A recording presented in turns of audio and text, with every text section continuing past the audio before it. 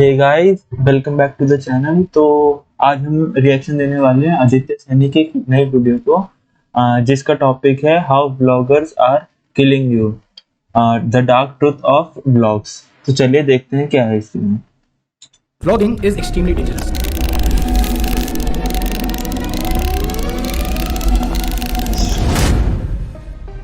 अगर आप एक रेगुलर व्लॉग कंज्यूमर हो तो आपकी जिंदगी इस लेवल पर बर्बाद हो सकती है कि then there is no U turn. आज YouTube पर कंटेंट कंज्यूम करने वालों में से 80% लोग व्लॉग्स देखते हैं and you have no idea कि ये व्लॉगर्स सबकॉन्शियसली आपके साथ आखिर क्या कर रहे हैं। बहुत सारी रिसर्चेस का ये कहना है that watching vlogs is 5 times more addictive than cigarettes and alcohol. And you know what, जहां पर सिगरेट्स और अल्कोहल सिर्फ आपकी फिजिकल हेल्थ को खराब करती है, वहीं पर watching vlogs continuously can destroy you mentally, physically, emotionally and financially. लेकिन सवाल ये है कि आखिर ऐसा कैसे हो सकता है, और अगर ऐसा हो रहा है तो हम में से किसी को आज तक पता कैसे नहीं चला, एंड मोस्ट इंपॉर्टेंटली वो कौन से पावरफुल लेसंस है जो हम इस केस स्टडी से सीखकर अपनी लाइफ के अंदर इंप्लीमेंट कर सकते हैं। व्लॉगिंग बेसिकली ब्लॉग्स इन वीडियो फॉर्मेट, लेकिन एक बहुत बड़ा डिफरेंस है जो कि सारा का सारा गेम चेंज कर देता है। जब भी आप कोई ब्लॉग पढ़ोगे तो in most of the cases उनमें कभी कोई कैरेक्टर्स ही नहीं होते, और जब कैरेक्टर्स नहीं होते तो आपका उन ब्लॉग्स के साथ कभी कोई पर्सनल कनेक्शन बनता ही नहीं है। Whereas जब आप व्लॉग्स देखते हो तो उसके अंदर हमेशा कोई ना कोई कैरेक्टर इन्वॉल्व होता है, और उस कैरेक्टर से आप with in a period of time एक पर्सनल कनेक्शन बिल्ड कर लेते हो। एंड जहां ये चीजें ब्लॉगर्स के लिए गोल्ड माइन है, वहीं पर आपके लिए it can be very dangerous. कैसे?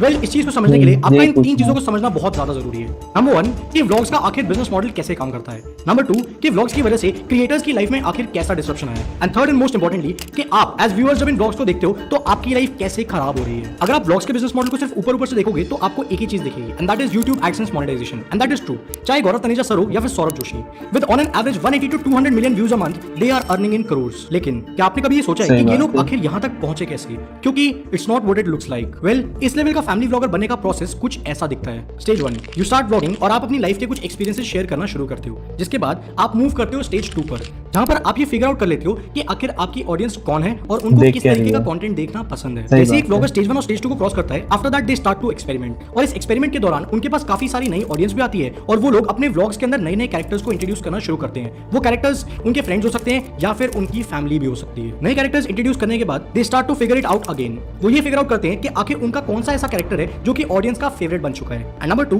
वो ये पता लगाते हैं कि आखिर उनकी टारगेट ऑडियंस कौन सी है जो कि उन्हें रेगुलरली देखेगी। और एक बार ये हो जाता है तो व्लॉगर्स और उनके व्लॉग में आने वाले कैरेक्टर्स ये दोनों मिलकर एक मार्केटेबल एक्सपीरियंस क्रिएट करते हैं आप लोगों के लिए। लेकिन सवाल ये है कि आखिर इन व्लॉगर्स को कैसे पता कि कौन सा एक्सपीरियंस बिकेगा और कौन सा एक्सपीरियंस नहीं बिकेगा? उन्हें एग्जैक्टली कैसे मालूम कि वो क्या दिखाएंगे तो ऑडियंस उन्हें देखेगी? एंड मोस्ट इंपॉर्टेंटली ये लोग इस चीज का यूज आखिर करते कैसे हैं that you and up watching them for hours. Look alike decisions, और नॉर्मली हम ये चीज अपनी इन्वेस्टमेंट जर्नी के अंदर भी करते हैं। जब मैं पहले स्टार्टिंग में म्यूचुअल फंड्स में इन्वेस्ट करता था तो मैं टॉप के म्यूचुअल फंड्स देखकर उनमें पैसे इन्वेस्ट कर देता था। लेकिन फिर मेरे को ये समझ में आया कि जो टॉप के म्यूचुअल फंड्स हैं वो तो हर साल बदलते रहते हैं। अगर आप पिछले 15 साल का डेटा देखोगे तो आपको ये दिखेगा कि अगर आप एक टॉप म्यूचुअल फंड से दूसरे टॉप म्यूचुअल फंड पे जंप करते जाओगे तो still in the end you will just make 14% के रिटर्न्स, जो कि सेंसेक्स के 13.5% के रिटर्न से बस थोड़े से ज्यादा है। और ये जंपिंग की वजह से you will and up paying a lot of taxes. तो आप क्या कर सकते हैं? ये वो जगह जहां पर ईटी मनी जीनियस मेरे काम आया। ईटी मनी जीनियस एक मेंबरशिप है जो कि आपको अलग अलग इन्वेस्टमेंट होराइजंस के हिसाब से डिफरेंट म्यूचुअल फंड पोर्टफोलियोज देता है, और ये पोर्टफोलियोज मिक्स होते हैं of index funds of large cap, mid cap, small cap companies along with international stock, gold and debt. इसके साथ साथ इन पोर्टफोलियोज के मिक्स मार्केट की कंडीशन के हिसाब से चेंज होते रहते हैं ताकि आप हर तरीके की मार्केट में अच्छे रिटर्न्स कमा पाओ। ईटी मनी जीनियस का यूज करके you can use index funds to earn better returns. और क्या है वो रिटर्न्स?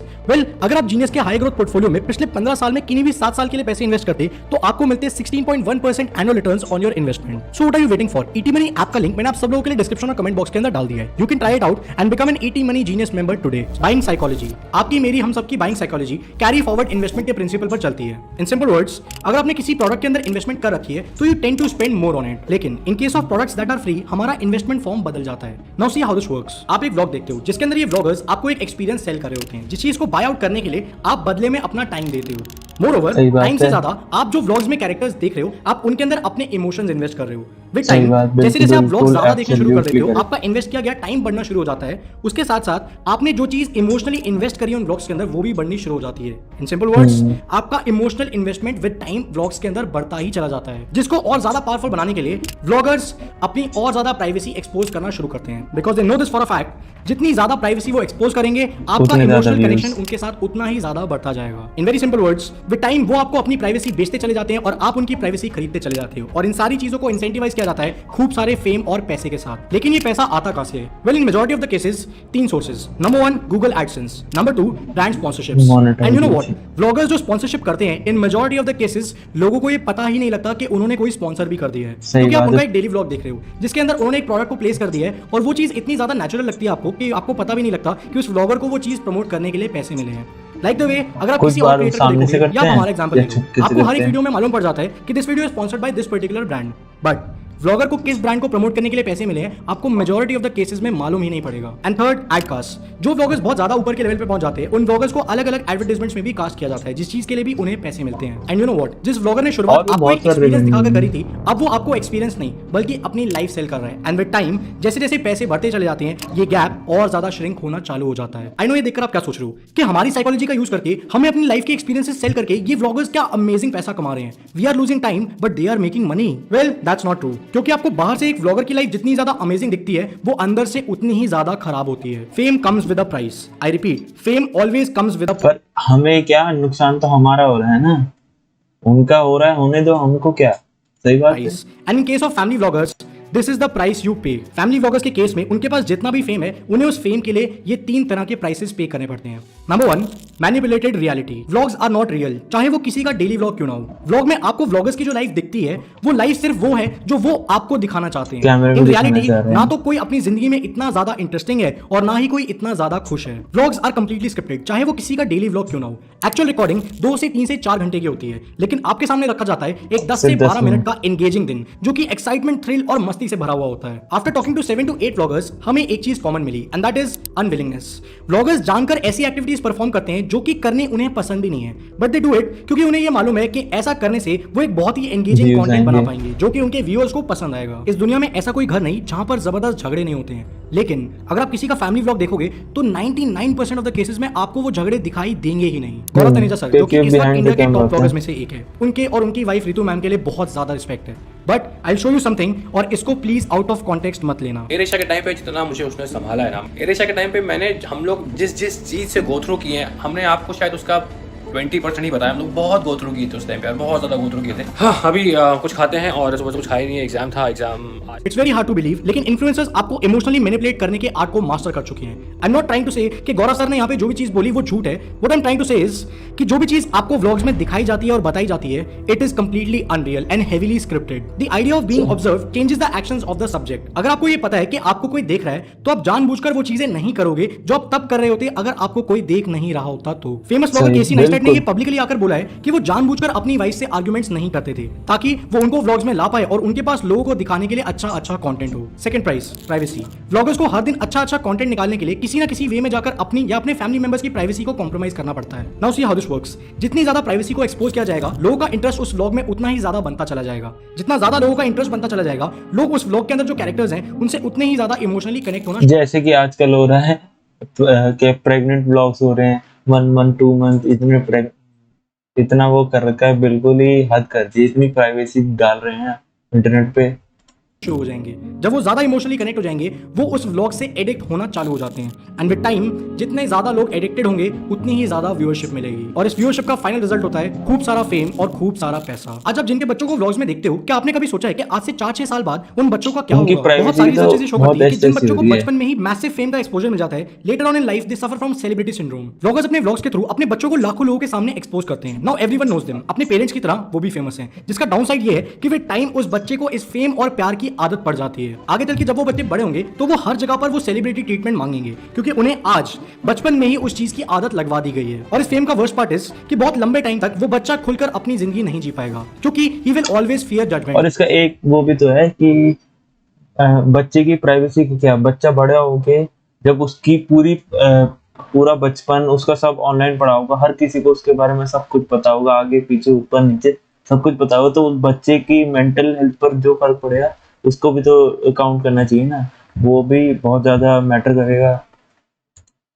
कि यार अगर मैं कुछ कर दूं तो लोग मेरे बारे में क्या सोचेंगे, क्योंकि उसे लाखों लोग जानते हैं। आज इट लुक्स ऑल गुड, लेकिन अपनी फैमिली मेंबर्स को व्लॉगर्स जिस लेवल के फेम से एक्सपोज कर चुके हैं over the period of time, यही चीज उनकी सोशल एंजाइटी का कारण बन जाएगा। हर एक व्लॉगर को अपने फेम का एक प्राइस पे करना पड़ता है। फूड व्लॉगर्स अपना प्राइस पे करते हैं अपनी हेल्थ को कॉम्प्रोमाइज करके। फिटनेस व्लॉगर्स अपनी इस प्राइस को पे करते हैं रेपिटेटिव कंटेंट बना बनाकर। फैमिली व्लॉगर्स इस चीज का प्राइस पे करते हैं अपनी प्राइवेसी को एक्सपोज करके। ट्रैवल व्लॉगर्स इस चीज का प्राइस पे करते हैं ओवर एक्सपेंसिव ट्रिप्स पे जाकर जो वो अफोर्ड भी नहीं कर सकते। And most importantly lifestyle vloggers इस चीज का प्राइस पे करते हैं एक फेक लाइफस्टाइल दिखाकर, जिस चीज के लिए बहुत ज्यादा पैसे खर्च करने पड़ते हैं। आई नो आप क्या सोच रहे हो कि एज व्यूअर्स हमें इस चीज से क्या प्रॉब्लम, इसमें हमारा क्या नुकसान, और यही चीज लेकर आती है हमें थर्ड और सबसे इंपॉर्टेंट पॉइंट की तरफ, और वो है viewers life disruption. Now look at this very carefully. आप एक व्लॉग देखना शुरू करते हो एंड विद टाइम आपने जो टाइम उस व्लॉग के ऊपर स्पेंड किया है आप उसको बढ़ाना शुरू कर देते हो। क्यों? क्योंकि अब आप इतने ज्यादा इमोशनली इन्वेस्ट हो चुके हो उस बंदे के अंदर कि अब आपको उसकी लाइफ के बारे में और ज्यादा डीप इनसाइट्स चाहिए। जितने ज्यादा डीप इनसाइट्स आपको उनकी लाइफ के बारे में मिलेंगे आपकी सेंस ऑफ सुपीरियरिटी उतनी ज्यादा बढ़ती चली जाएगी,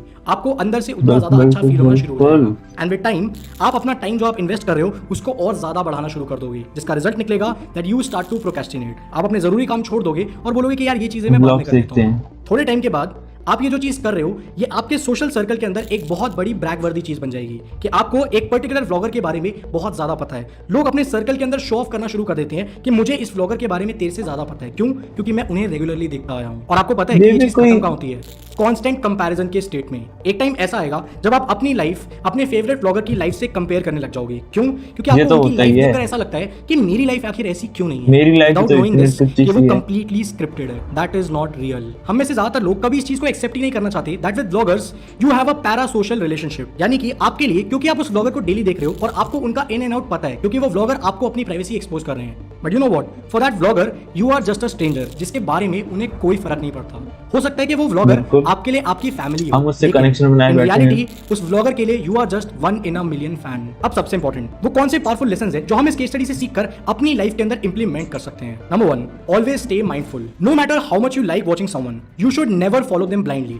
कभी भी किसी को अंधाधुंध होकर ब्लाइंडली फॉलो मत करो। एंड मोस्ट इंपॉर्टेंटली अपनी लाइफ को किसी की लाइफ से भी कंपेयर करने की जरूरत नहीं है। क्यों? क्योंकि इससे आपको हमेशा अपने बारे में खराब फील होगा। ये बहुत जरूरी है आपके लिए समझना that at the end of the day vlogging is a business for vloggers. तो आपके लिए आपका काम, आपकी प्रायोरिटी होनी चाहिए, किसी का व्लॉग देखना नहीं। Second lesson, conscious acceptance. आपको एक कॉन्शियसली एक्सेप्ट करना पड़ेगा that vlogs are not real. आपको जो चीजें दिखाई जाती हैं एक्चुअल लाइफ में वो चीजें उससे कहीं ज्यादा अलग है। Vlogs are completely scripted. आपके सामने एक स्क्रिप्टेड लाइफ दिखाई जाती है, रियल लाइफ नहीं। बाकी टाइम आपका है और चॉइस भी आपकी है। अगर आपने इस वीडियो से कुछ भी वैल्यूएबल सीखा हो तो इस वीडियो को लाइक और चैनल को सब्सक्राइब करना मत भूलिए ताकि आपसे ऐसी पावरफुल वीडियोस कभी भी मिस ना हो। इन डेप्थ एनालिसिस काफी अच्छा था यार। ये तो मैं पहले ही समझता हूँ यार, ये ब्लॉगर्स अपने पर्सनल स्पेस देके हम सबको पागल बना रहे हैं, खुद का अपना फेक लाइफ दिखा के लोगों को डिप्रेशन में डालना है कि हाँ इनके पास सब कुछ है, मेरे पास सब कुछ नहीं है, मेरे पास तो कुछ भी नहीं है। तो यार ये लोगों पे गलत इंप्रेशन डाल रहा है और ब्लॉगर्स को उनसे फर्क नहीं पड़ता क्योंकि they don't know us. But हम लोगों ने तो मतलब जो लोग ब्लॉग देखते हैं उन्होंने तो पूरा कनेक्शन बना लिया उनसे, और फिर वो कनेक्शन उनको नहीं मिलता तो फिर उनको दर्द होता है। तो यार बस यही है, ब्लॉगर्स मतलब बस ये अपनी ऑडियंस को थोड़ा एक्सप्लॉइट ना करें, और फिर तो बाकी तो ठीक ही। अब ब्लॉगर्स हैं वो उनकी अपनी पर्सनल मर्जी है, वो डालें नहीं डालें, और व्यूअर्स की भी अपनी मर्जी है, वो देखें कि नहीं देखें। चलिए फिर इसी के साथ मैं आपको मिलता हूँ नई वीडियो में। Good bye.